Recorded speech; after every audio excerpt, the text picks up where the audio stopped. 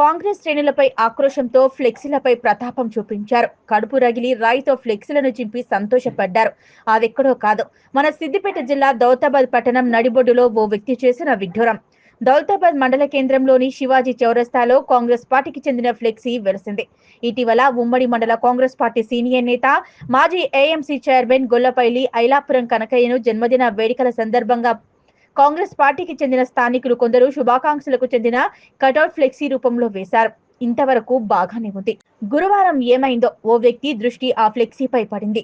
అంతే, ఆ రాయి పట్టుకుని ఆ ఫ్లెక్సీపై ప్రతాపం చూపించాడు. తన ఆక్రోశాన్నంతా వెళ్లగక్తూ ఫ్లెక్సీని అందరూ చూస్తుండగానే చింపి పడేశాడు. ఇతనికి కాంగ్రెస్ పార్టీ అంటే పడదా, లేక కాంగ్రెస్ పార్టీలోని శ్రేణులంటే పడదా, లేక ఫ్లెక్సీలు అంటేనే పడదా? ఆ వ్యక్తి లోగుట్టు పెరమాలకి ఎరుక అన్నట్లు మొత్తానికి ఈ సంఘటన దౌలతాబాద్ పట్టణంలో సంచలనం రేపింది. కాంగ్రెస్ పార్టీలో కలకలం మొదలైంది అన్నట్లు కళ్లకు కట్టొచ్చినట్లు కనిపిస్తోంది.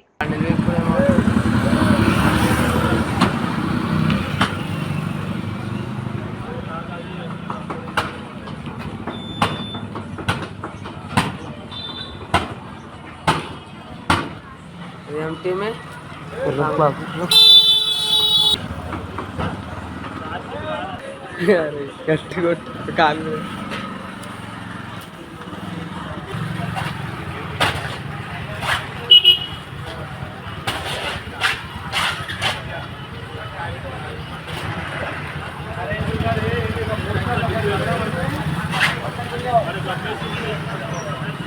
అసలు